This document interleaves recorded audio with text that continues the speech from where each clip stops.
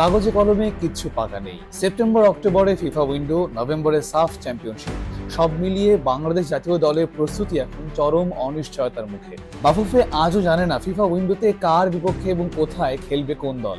আর ওদিকে বসুন্ধরা কিংস ও আবাহনী দলবদল নিষেধাজ্ঞায় থাকায় ঘরোয়া ফুটবলও স্থবির। ক্লাবের অনুশীলনে নামতেই পারেননি ফুটবলাররা।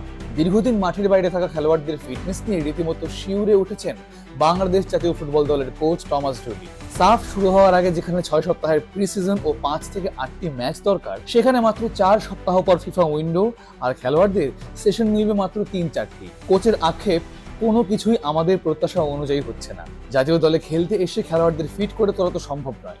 তবে এর মধ্যে একটি রোমাঞ্চকর খবর উকি দিয়েছে। ভারত সরে যাওয়ায় আসিয়ান কাপে খেলার এক স্বর্ণালী সুযোগ চলে এসেছে বাংলাদেশের সামনে। বাফুফেও সম্মতি দিয়ে এখন কেবলমাত্র ফিফার অফিসিয়াল সিগন্যালের অপেক্ষায়। ইন্দোনেশিয়া, মালয়েশিয়া বা সিঙ্গাপুরদের মতন পরাশক্তিদের বিরুদ্ধে এই লড়াইয়ে বাংলাদেশ হয়তো আন্ডারডগ হিসেবেই থাকবে। কিন্তু কোচ ডুলি মনে করেন সাফের আগে নিজেদের ভুল শুধরে নেওয়ার জন্য এটাই হতে পারে বাংলাদেশের সব থেকে বড় অস্ত্র। আর যদি আসিয়ান কাপ শেষ পর্যন্ত নাই হয়, তবে নিজেদেরই আয়োজন করতে হবে টুর্নামেন্টের। এমনকি কিরগিজস্তান বা লেবাননের মতো শক্ত প্রতিপক্ষের বিপক্ষে খেলা নিয়েও পরিকল্পনা আছে বাফুফের। এই এত কিছুর মধ্যেও মেঘের আড়ালে এক দারুণ রোদের ঝিলিক রয়েছে। হামজা চৌধুরীরা খেলতে আসার পর প্রবাসীদের বাংলাদেশের জার্সিতে টানার যে ধারা শুরু হয়েছে, তাতে একের পর এক নতুন মুখ আগ্রহী হয়ে উঠছে দেশে খেলার জন্য।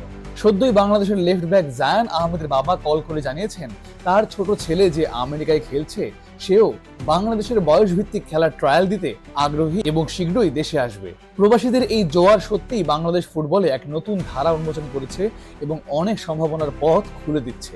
এবার দেখার পালা এই সমস্ত অব্যবস্থাপনা ও অনিশ্চয়তার মধ্যেও কোচ টমাস ডুলি কি করে তার প্লেয়ারদের তৈরি করেন এবং বাংলাদেশ বিশ্ব মঞ্চে নিজেদেরকে প্রমাণ করতে পারে কিনা।